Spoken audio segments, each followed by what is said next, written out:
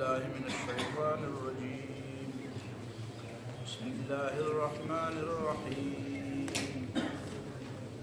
قل يا أهل الكتاب لستم على شيء حتى تقيموا التوراة والإنجيل وما أنزل إليكم من ربكم وليزيدن كثيرا منهم ما أنزل إليك من ربك طغيانا وكفرا فلا تأس على القوم الكافرين.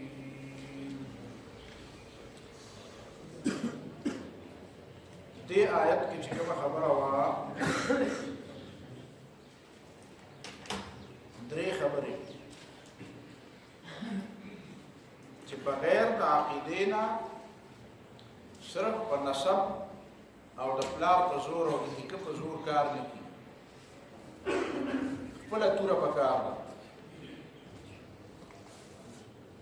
نسب خو د ټولو خلکو یو دی، ټول د آدم علیه السلام اولاد.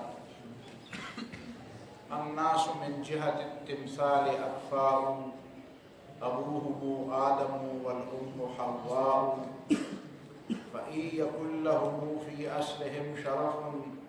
يفاخرون به فالطين والماء ما الفضل إلا لأهل العلم إنهم على الهدى لمن استهدى لله. د کالبوت او د بوټۍ په لحاظ په ټول خلک یو شان دي،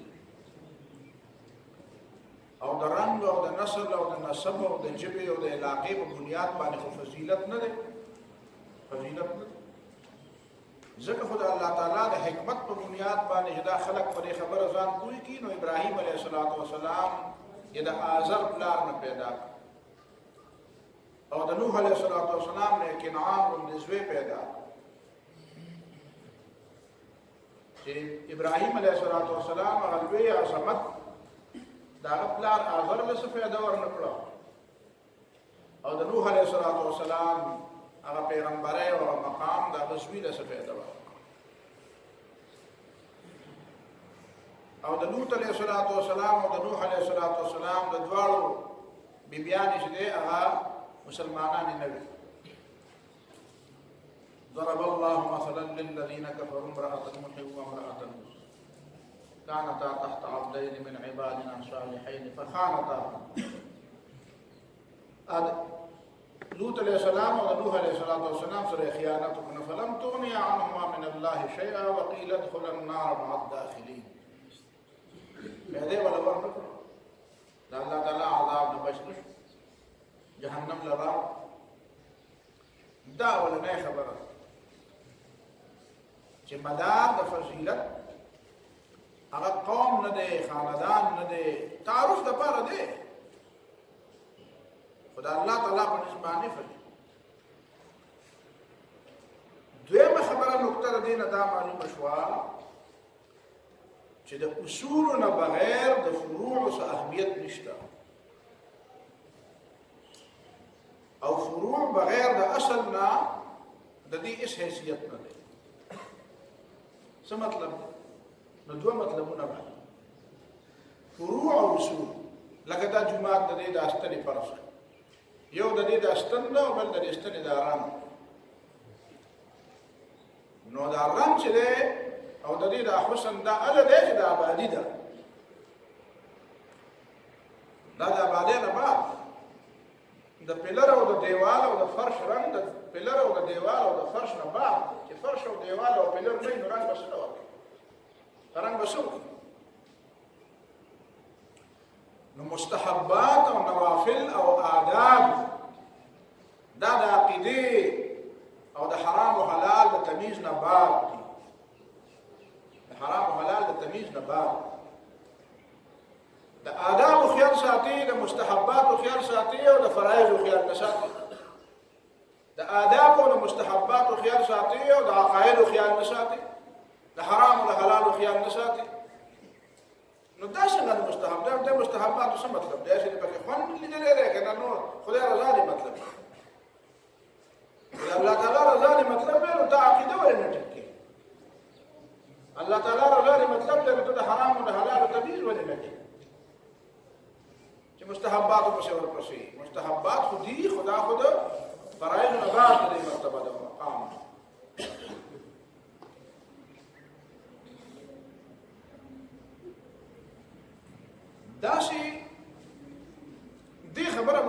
ترتیب ترتیب آیا د کوم طرف نه دی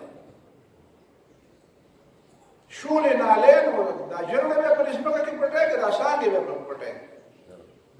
ته چې تخم راوباسي ګډي جوړه او لګي چې شولې نالو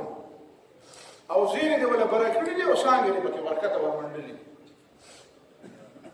نو دې ته نه هغه د شولو نو دې ته نو وایي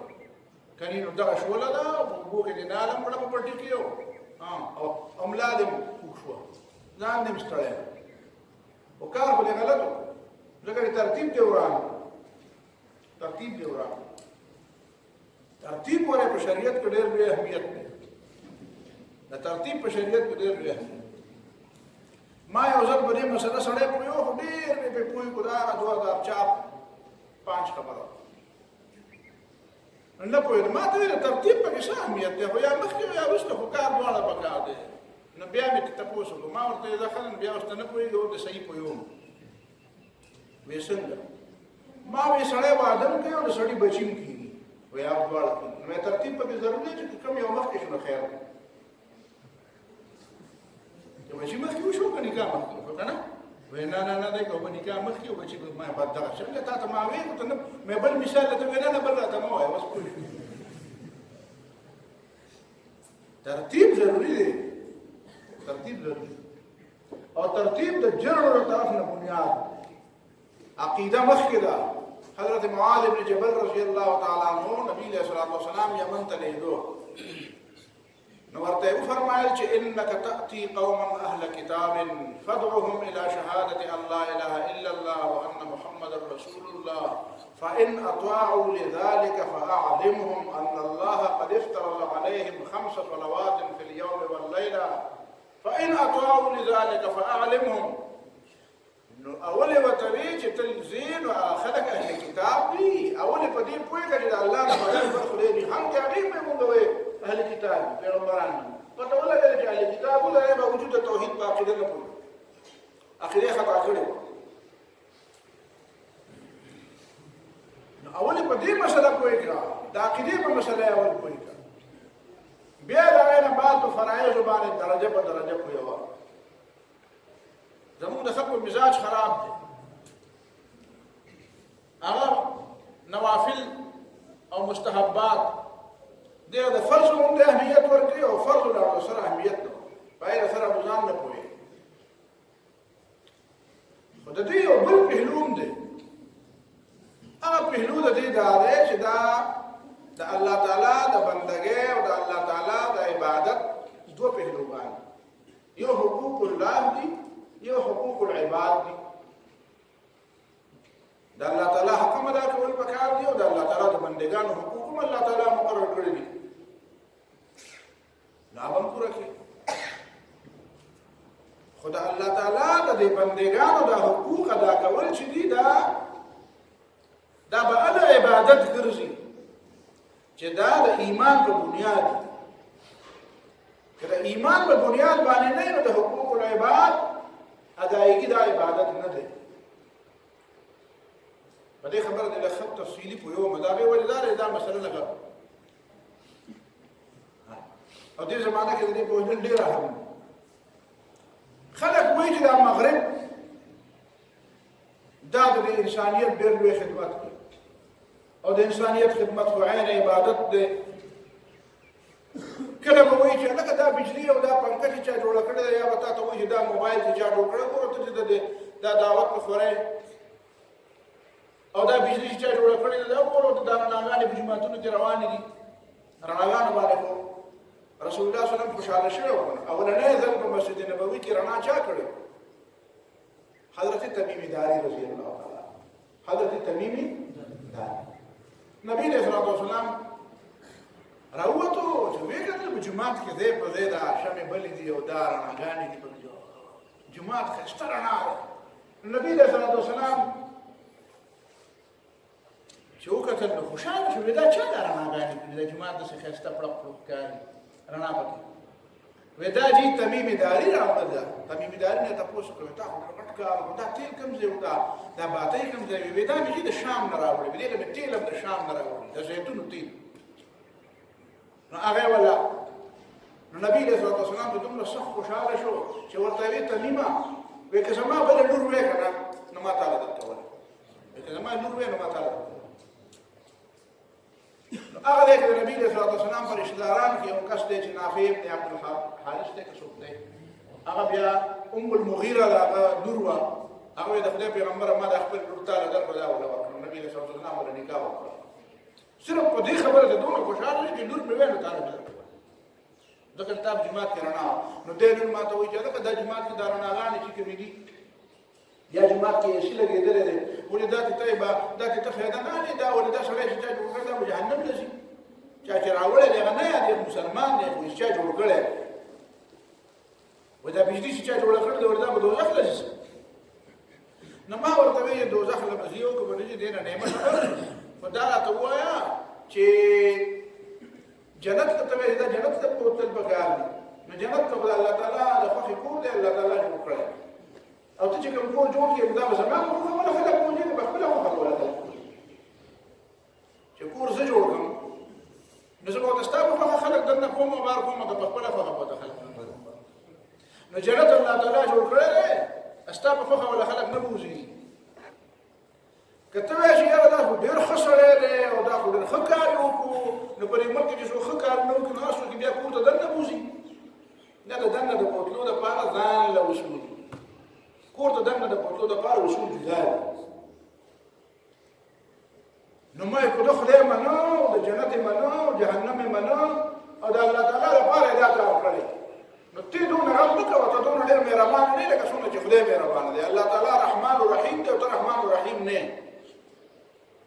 نو په الله تعالی دا ګمان مه کوه چې هغه به چا سره زیاتې وکړي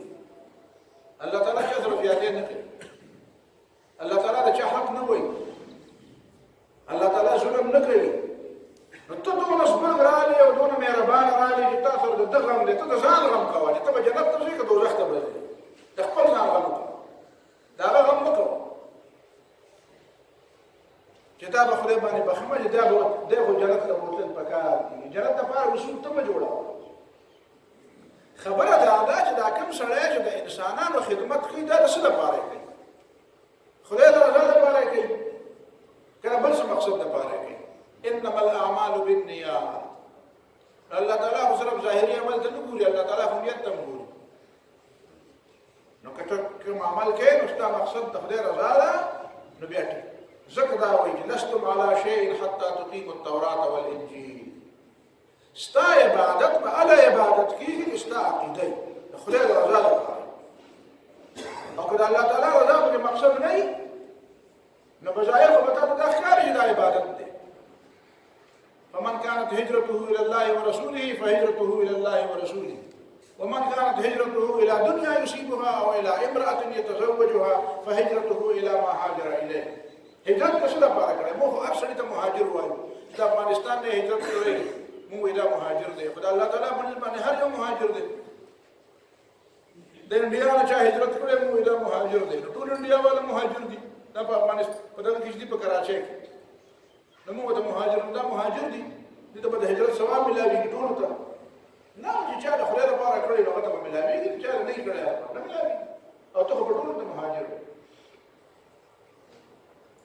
دا دویمه بنیادی مسله ده حقوق العباد وایي دا یورپیان چې دي دا خو د بندګانو حقوق ادا کوي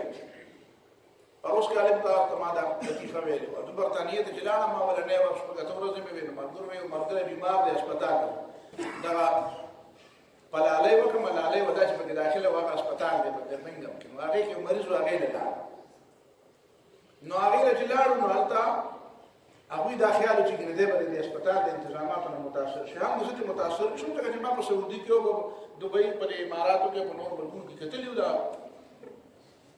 نو ما ته وایي چې هغه یو کس ما ته وایي چې یاره صفا جنتیان دي خو بس کلمې نه دی ویلې بس ته د بني ادمو خدمت کوي صفا جنتیان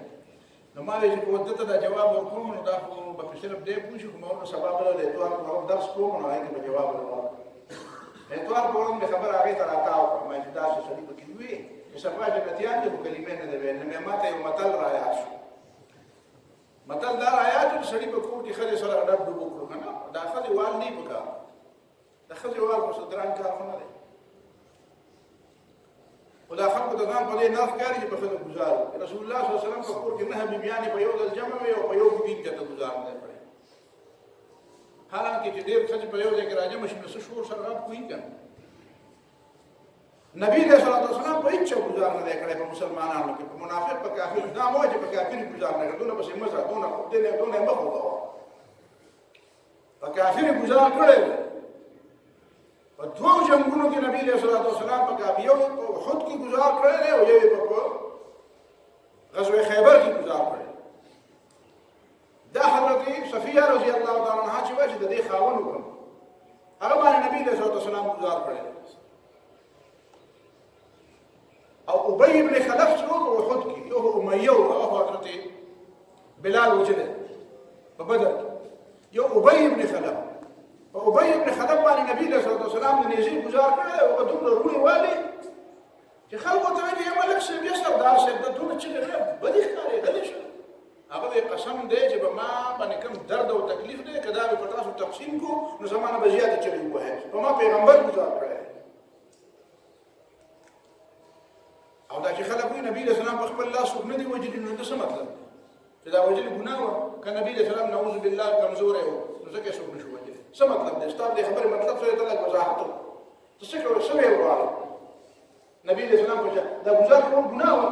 نو نورو خلکو ته ښه وایي چې کوې پرې یا ایها النبي حرض المؤمنین علی القتال. ای پیغمبره دا مؤمنان په جنګ ورتیز کړه نو نور یې پرې ورتیزولو او په خپله ترې رسته کېدو نو څه مطلب دی چې ته بیا دا پیغمبر باندې ایمان لرې که ته پیغمبر ته څه بل نسبت کوې ته څه وایې.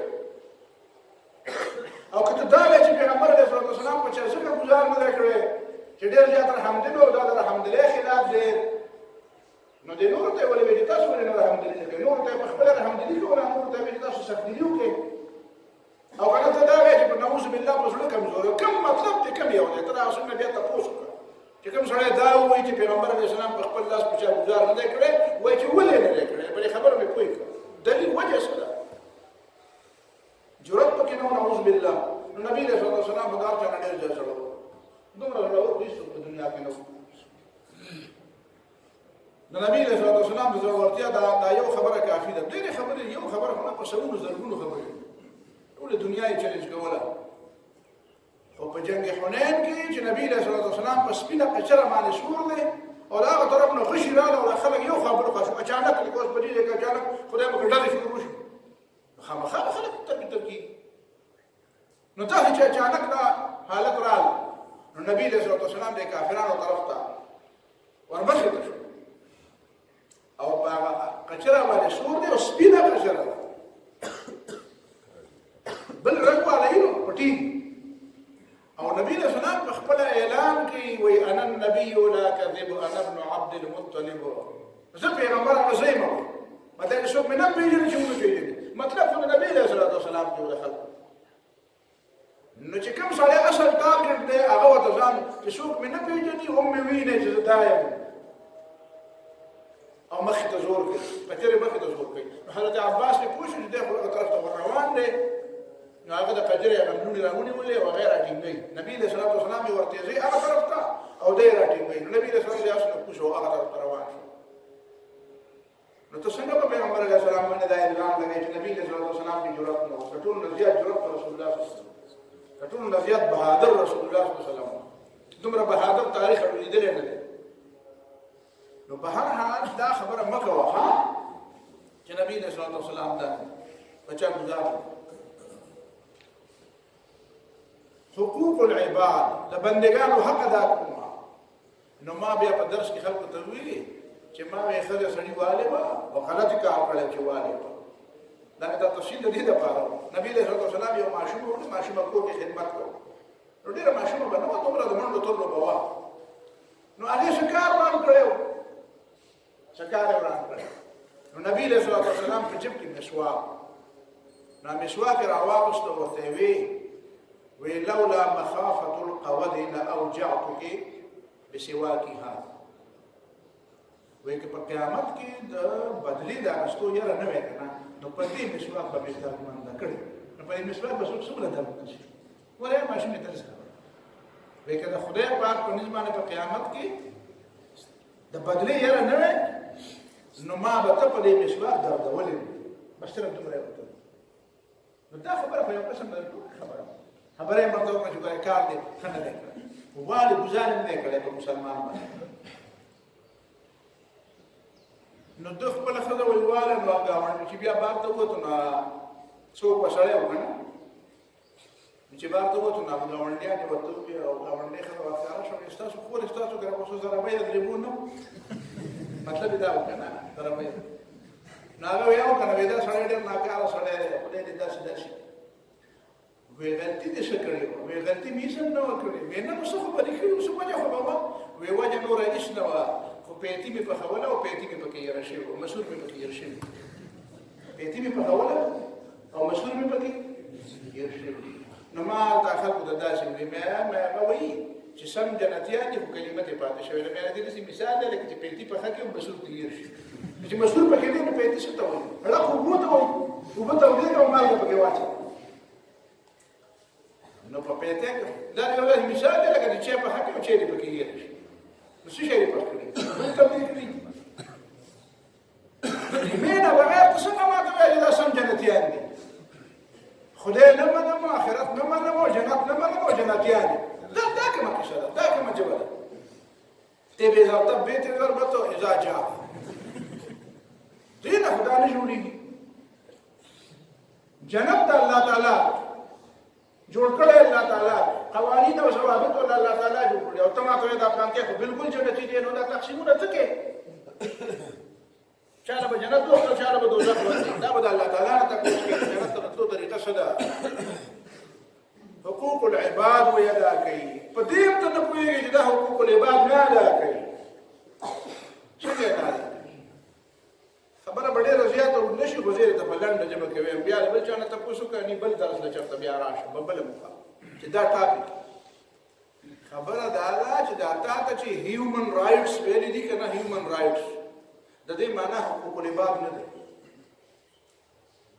ولې ته د کانټ فلسفه ووایه کانټ پېژنې ایمانویل کانټ جرمن فلاسفر او هغه په منطق او په فلسفه کې ماهر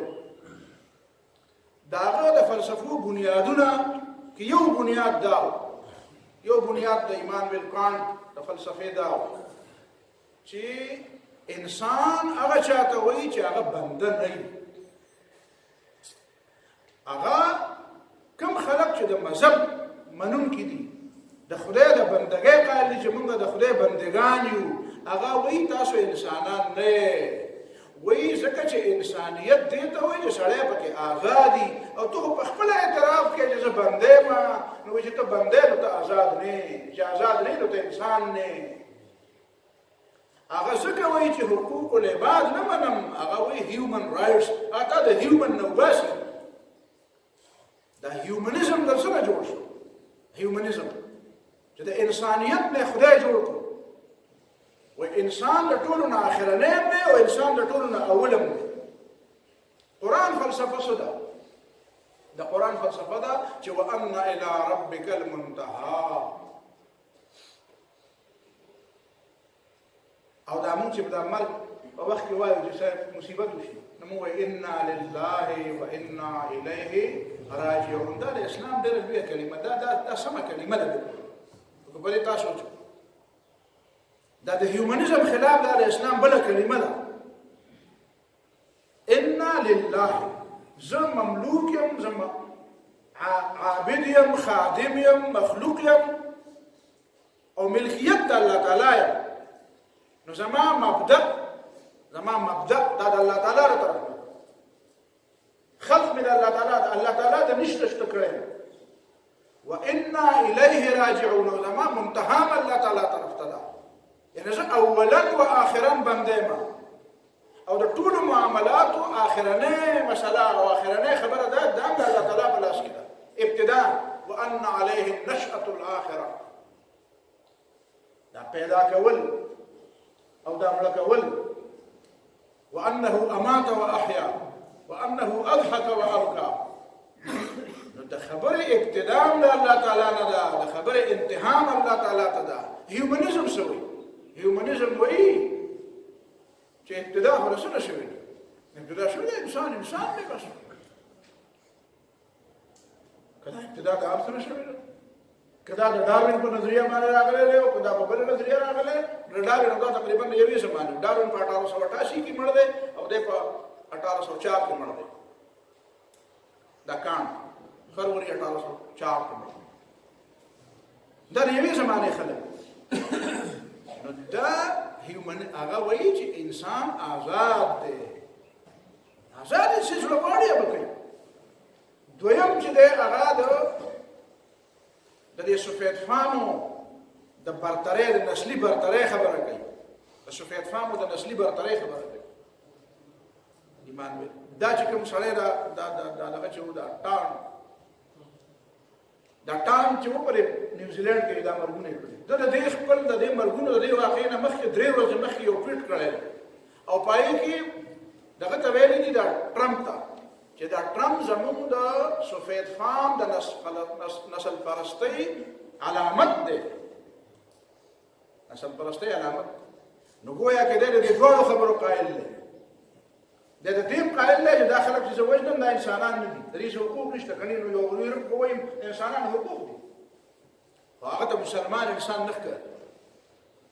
ولې وایي ځکه مسلمان په خپله وجه زه بنده یم او ځکه خو قرآن مو ته بار دا ووایي پرون مې درته په ورسولوه باندې پوره بحث وکړو که پرې پوهېږي او نن به په دې عبدهو باندې ځان پوهېږي چې دا عبدهو او رسولهو یې دواړه ولې ستا د هیومنیزم سره هم جګړه ده نو د پیغمبر په باره کې باور په ذهن کې دا راغی او د یا ایها الناس اعبدو نه به خبره شروع کوي په ځان پوهېږي چې نه مونږ بندګان ځکه چې په کالج کې ما ته دا کلاس کې د هیومن رایټس میلاو شي نو زه اولنی ټاپک وړو ته دا وایم چې تا هیومن رایټس لیکلی مې ده زه د لاندې حقوق العباد لیکم زه هم نه زه په هیومن رایټس خبرې نه کوم په دې وجه پرې نه کوم چې هیومن رایټس خو ما ته زما له حق نه راکړي او زه حقوق العباد وایم او د دې باوجود هغه کافر له حق ورکوم رسول الله صلی الله علیه وسلم د مکې خلکو له غنم او غله لېږلي دي په کوم وخت کې چې ورسره جګړه وه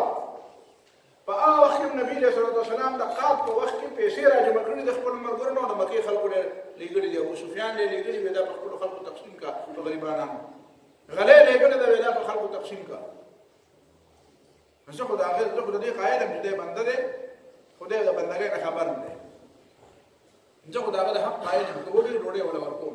که سیلاب پرې راشي که زلزله پرې راشي که بل آفت پرې راشي زه د هغه د مدد قایل یم دی چې زما مدد کوي دی وایي دا انسانان نه دي خو دا خو د خپل مطلب دپاره کوي نور مقاصد دي پکې دی پکې نور مقاصد نو دا مې درته دا دونه خبره تفصیلي د دې دپاره وکړه چې په دې پوه شي چې دا دی چې د بندګانو دی چې وایي زه هیومن رایټس او زه د انسانانو د هغې حق ورکوم او خدمت کوم نو یو طرف ته خو ته دا تپوس کوه ورته ووایه ته د عباد الله د الله تعالی بندګان او مسلمانانو ته انسانان منې ته که ته د کان باندې د ایمان دی دویم دا چې ته دا منې نو ته دا د خدای لپاره کوې که د بل مقصد لپاره کوې ستا مقصد په دې کې څه دی مقصد په دې کې څه دی یو دغه کې په دې افریقا کې یو مشهور عیسائی دی اوس هم دی او خو صحیح رښتیا خبرې کوي مصیبت په دې زمانه کې دا دی ته په یو ډله کې یې خو چې رښتیا وایي خلک د په ډله کې نه مني نو هغه هم خلک په هغې کې نه مني خو هغه وایي عیسائی نو څوک نو مسعقده مې دغه ده وایي دا شی وران دی وایي دا شی وران دی د هغه څه نوم راځي څه ټوټو پکې راځي ټوټو څه بل څه نوم یې دی خو ټوټو ورسره دی نو د هغه یو جمله د هغه د طالب علمانو ته په کالج کې ورته باندې بورډ به ورته لیکلي په سلایډونو باندې هغه وایي چې دا عیسایان زموږ افریقې ته راغلل نو د دې په لاس کې کتاب او بایبل او زموږ په لاس کې ځمکې وي دې راته وایي چې سترګې پټې کړه چې عبادت نو چې موږ بیا سترګې پټې کړو او عبادت هم کوو نو چې یو ځل مې سترګې وغړولې نو زموږ په لاس کې کتاب او د دې په لاس کې ځمکې وي د عبادت نه مخکې زموږ په لاس کې ځمکې وي او د دې په لاس کې څه کتاب نو دې راته وایي چې څه وکړې وایي عبادت کوو راځئ خو سترګې به پټې کړې چې سترګې مې پټې کړې او عبادت هم شروع نو چې بیا مو وغړولې نو زموږ په لاس کې تش کتاب پاتې شوی او ځمکې چا اخیستلې عیسایانو اخیستلې نو د هغې په نسبت باندې دا چې کوم دا خدمتونه کوي که نه دا چې کله څه کوي دا ستا نه عقیده ستا په دماغ او ستا په فکر ستا په وسایلو قبضه لګوي ستا په وسایلو قبضه لګوي حقیقت بهرحال هغه تفصیلي خبرې پرېږدو په دې ځای کې خو دا دویمه نقطه په ذهن کې دا دویمه نقطه چې لستم علی شیء حتی تقیموا التوراة والانجیل چې د الله تعالی بندګي نه منئ او عقاید دې برابر نه دي نو ستا هیڅ عمل ته خو دا د خلقو بندګانو حق یې دی چې مونځ کې هغه د عبادت نه دی فویل للمصلین الذین هم عن صلاتهم ساهون ته چې هغه مونځ دې بیا عبادت نه دی درېیمه خبره ده درېیمه خبره چې نوافل د فرایضو نه بعد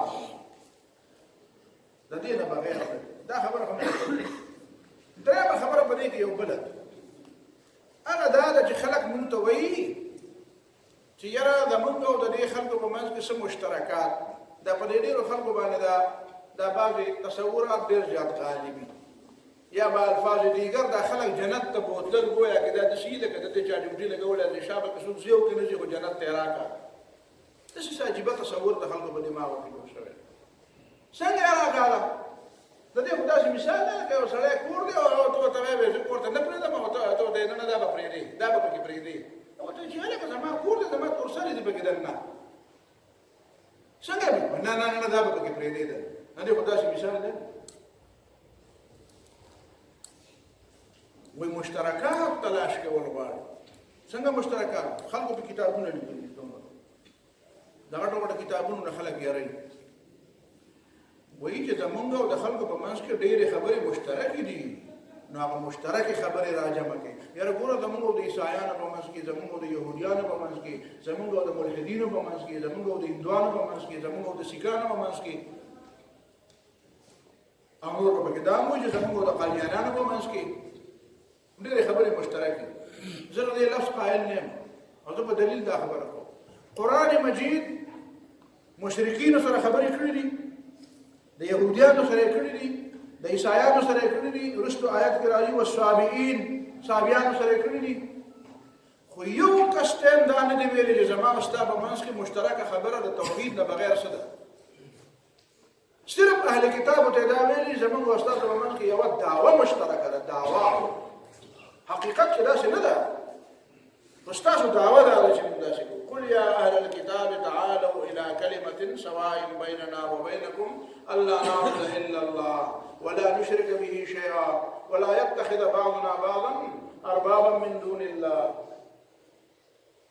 نو د دې یوې خبرې نه علاوه بله کومه خبره مشترکه بیا به قرآن هغه لیست ورکړی وی نبي علیه الصلاة والسلام مې هغه لیست ورکړی وی چې زموږ او ستاسو په منځ کې نورې خبرې مشترکې دې خبره ته مشترکه ځکه وویله چې دا د هغې دعوه وه چې موږ د خدای بندګي اختیار کړو موږ هم د الله تعالی توحید او موږ خدای منو الله تعالی ورته چې منې نو راځئ که نه ځکه یې ورته بیا ووایي که نه چې الله نعبد الا الله څنګه یې منې چې عبادت د بل چا کې راځه عبادت د الله نه بغیر د بل چا مه کوه که نه ولا نشرک به شیئا شرک ولې کوې بیا ولا يتخذ بعضنا بعضا اربابا من دون الله چې د خدای د عبادت خبره کوي نو دا ارباب من دون الله دی ویلي مطلب دا دی صرف دعوه ده کې نه ده شي نو که داسې وکړي نو زما او ستا په منځ کې مشترکه ده خو دا چې د دې نه علاوه نور مشترکات دي نور مشترکات نه دي که ته د هغې په منځ کې څه خبره مشترکه وي نو د هغې اصل به د هغې ته به مشترکه خبره هله ویلی کېږي چې هغه د توحید د عقیدې نه راوتي خبره خبره ستا او زما په منځ کې مشترکه نه ده وایه چې کومه خبره زما هغه خبره د عقیدې توحید نه راوتې ده د هغې بنیاد شته او ستا د خبرې بنیاد نشته دا مغربي تهذیب چې تاسو وګورئ که نه په دې کې خدای خبر څه ملغوبه ده ملغوبه ده د دې یو بنیاد نشته نه یو بنیاد نشته د دې بې شمېره خبرې به دنده راجمع شوي اسلام کې دا کمال دی د اسلام په خبره کې ربط دی د اسلام لوی کمال دا لوی کمالات ټول کمالات لوی یو کمال غټ لوی دا دی چې د اسلام هره خبره هغه د توحید د عقیدې سره تړلې شوې ده دا خلک د مقررین او خطیبان او مدرسین ښه خلک دي خدای دې ټول ښه لري او په ځینو خلکو کې دا کمی چې هغه به تا ته د اسلام په یو پهلو باندې خبره شروع کړي نو هغه شروع به کړي هغه تا ته داسې ښکاري لکه دا چې بلکل بعد اسلام هم دغه ته وایي هغه به د خپل اصل نقطې سره او د اصل مرکز سره به د هغې ربط نه وي د مولانا مودودي دا کمال دی چې هغه موږ په دې خبره پوه کړي چې د اسلام د تمام احکامو د حرامو حلالو د تمام مسائلو د دې ټولو خبرو ربط د توحید سره تړلی شوی دی، د یوې نقطې سره تړلی شوی دی. دا ربط دا ډېر لوی شی چې دا هره خبره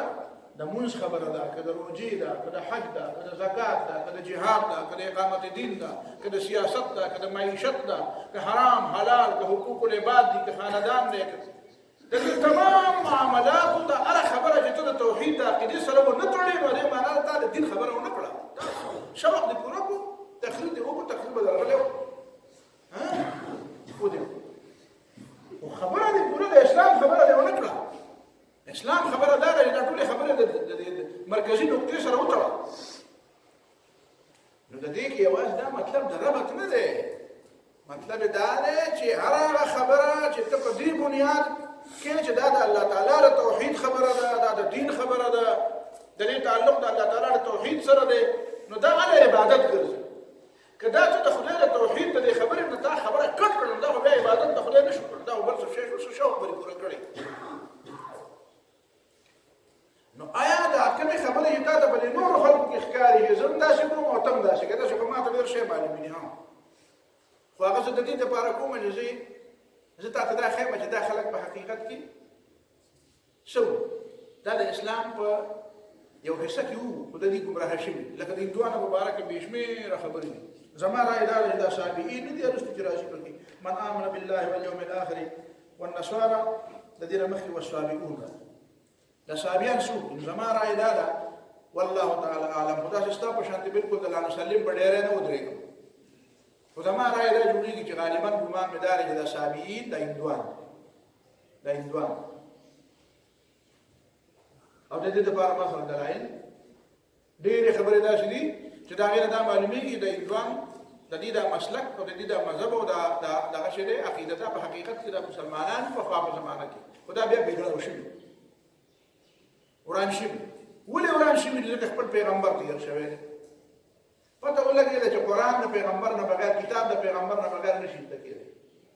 ځکه خو زه وایم چې قرآن مجید ته د سنت نه بغیر زده کوې نو نشي زده کولی، بل څه بغیر ګډې وړې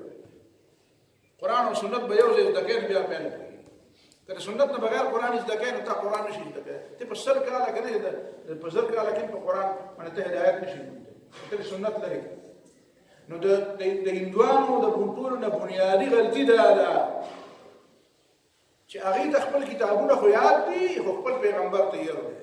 او چې پیغمبر د چا نه هېر شو نو کتاب بیا شل معنی کېدی شي چې چا څنګه وکړي، نو هغې ځکه ګمراه شو. او نورې زمونږ او د هغې په منځ کې که چې ته وګورې که نه ډېرې خبرې نږدې دي اسلام طرف ته، بې شمېره خبرې اسلام ته. دا ګوره تاسو به ګاندي کتلی که نه په هغه لنګ کې ګرځي، هغه لنګه بلکل داسې ده لکه د احرام جامې، اخته خرۍ د احرام جامې. پخوانۍ مندرونه د دې چې کوم دي هغه قبلې ته مخ دي، لکه څنګه د جوماتونه دي داسې جوړ دي پخواني مندرونه. مړی باقاعده په ځمکه اچوي، په ځمکه یې کېږي. پخواني د دې د پخوانۍ اوسنۍ خبره نه کوم، پخوانۍ د دې چې کوم د مړو طریقه وه چې دا سوځول پکې نه وو، نو هغې به مړی قبلې طرف ته داسې سملول لکه دا مونږ چې سملو. نو د دې مطلب څه شو؟ دا مشترکات شو. دا صرف په دې وجه ورته مشترک ووایم چې هلکه ته هم دغسې احرام جامې اغوندې، زه به اغوندم، راځه دا ستا زما په منځ کې مشترک. نه دا مشترک نه دي، ځکه نه مشترک نه دي چې تا نو دا هیر دي چې دا د چا په وجه زه کوم، چې دا هیر دي نو دا تا د هغې نه یو رسم جوړ کړی، تا د هغې نه یو رواج جوړ کړی. نو رواج او عبادت یو شی نه وي، رواج او عبادت یو شی. زه عبادت کوم، ته رواج کوې. ما ته د خپلې خبرې نسب او اصل معلوم دی، تا ته نه دی معلوم چې زه په څه وجه کوم. نو چې څو پورې تا د خپل عمل ربط او سند د هغه اصل مسلې سره نه وي تړلی، هغه پورې دا عبادت نه ده. لستم علی شیء حتی تقیموا التوراة والانجیل.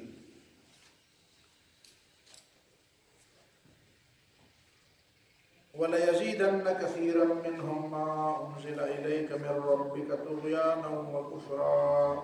اوس ګوره چې مولا ته خبره کوي که نه مولوي صاحب په یوازې نه یادوم، هر هغه سړی چې سن په 2-3 ټکي پوهېږي نو هغه به تا ته پوره اوږدې قصې شروع کړي. د خالي ذهن خلک چې کوم دي دا په خبره زر پوه شي. اې چا په مخ کې دغه اته چې ورته کومه مسله بیانې دا هغه ته د دوه درې ټکو نه خبرې نه دومره پخنې مخېږي وایي په خبره باندې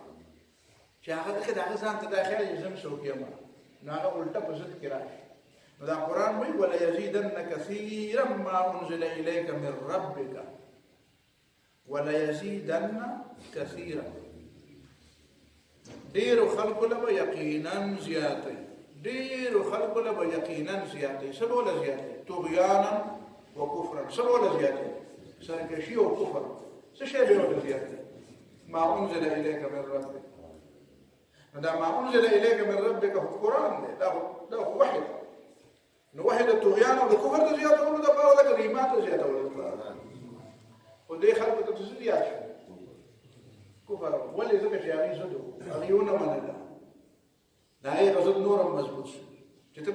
چې ستا پرې څومره ایمان مضبوطېږي همره پرې د هغه کفر مضبوطېږي دویمه دا خبره ذهن کې کښېنوه چې دا کوم ګوره دا چې نه پوهېږي که نه دا تمام نو هغه پوهېول اساني خو چې دا پوهه ځان ناپوهه کړي خلک چې وایي چې وده ایښول اساني ویښ چې ځان وده کړي د چا پلار بې رایښ چا ته خو پته ده چې زه یې یم او زه دې نیولی وې نه راکړي نو دا درسونه باندې ځینې خلک مونږ ته وایي یاره داسې درس وکړه چې ټول خلک یې ومني ما داسې پیغمبر نه دی کړی نو زه څنګه عجیبه کار ما نه داسې مطالبه کوي چې کومه مطالبه د پیغمبر نه ده شوې زه د پیغمبر د خپلو خاورې او ګرد او غبار هم نه یم ته ما نه داسې مطالبه څنګه کوي و یاره چې تا په داسې طریقه کولی دی ټولو منله دا مشوره به د نبي علیه السلام نه بیا ورکوله په هغه زمانه کې ته ویل ته ورته ویلې چې ورکړه د دعوت چل زمانه یې کړه چې ټول یې ومني ته پیغمبر ته نه دعوت کړې ما خو پرېږده دا ما ته یې ښایه خیر دی ته باسې مې زده کولو والا یم دا دې آیت نور د تفصیل ته نه ویم بیا نه تاسو هم پاسئ فلا تأس على القوم الكافرين نو په دې کافرانو باندې مه خفه کېږه دا څوک د اهل کتاب که نه په دې کتاب والو باندې ډېره پرېږده دغسې درکو لیکي ښه بل خبر إن الذين آمنوا والذين هادوا والصابئون والنصارى من آمن بالله واليوم الآخر وعمل صالحا فلا خوف عليهم ولا هم يحزنون دې کې د صابئینو تحقیق غواړي نو هغه مخکینی اولنی درس به واورئ 3 کاله دا څلورم کال دی درس نو اولنی کال چې کوم درسونه وه به واورئ نو صابئین خبرې به درته راشي خو زه پکې صرف 2 خبرې یو خبره دا چې خلک وایي چې ګوره که نه قرآن وایي چې الذين آمنوا الذين هادوا او الصابئون او النصارى من آمن بالله واليوم الآخر چې الله مني او قیامت مني نو بس فلا خوف عليهم ولا هم يحزنون دا جنتیان مزید دی او د پیغمبر خبره خو پکې ونه کړه نو وایي چې که پیغمبر څوک مني که نو بیا هغه خلک خپل یهودیان ایجنټان دي که نه یهودیانو دپاره خبرې کوي اسلام دپاره خبرې نه کوي مطلب یې خو نور څه نه دی خو یهودي ورته سبق ویلی دی نو وایي چې په دې کې خو د پیغمبر ذکر راغلی دی نو چې کوم سړی خدای مني او آخرت مني او ښه کارونه کوي نو خدای منل دغه ته وایي چې څنګه یهودیان او عیسایان مني او آخرت منل دغه ته وایي چې بس موږ ول جنت ته ځو تاسو به نه ځئ او ښه عمل دې ته وایي چې هسپتالونه جوړوي او مشنري ادارې جوړوي او سکولونه جوړوي او تا پکې ګمراه کوي بیا د هغې مطلب هم بیا دغه او وایي په قرآن کې خو پکې دا نشته دی چې رسول هم مني نو ما وایي په صورت النساء کې مخکې تېر شوي دي او وروسته په صورت الحدید کې هم راغلي نو بې شمېره صورتونه کې ته دا پراجیکټ واله دا ته واله چې وګوره په دې قرآن مجید کې کوم ځایونو کې آیاتونو کې راغلي چې آخرت پکې راغلی او رسول پکې نه دی راغلی نو داسې آیاتونه هم ده چې د رسول تذکره پکې راغلی ده او د آخرت هغه پکې نه ده راغلي لکه دا صورت النساء آیت نمبر 152 راواله صورت النساء آیت نمبر 152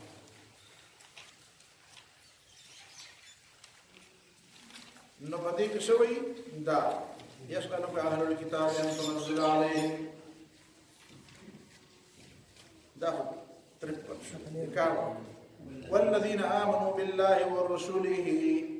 والذين آمنوا بالله ورسله ولم يفرقوا بين أحد منهم أولئك سوف يؤتيهم أجورهم وكان الله غفورا رحيما آخر الكلام نو څه مطلب چې دلته دې ځای کې پیغمبر نه مني ولته به آخرت نه مني دا مطلب شو نو دا دین په ټول یو آیات دی ځکه چې نور آیاتونه به وي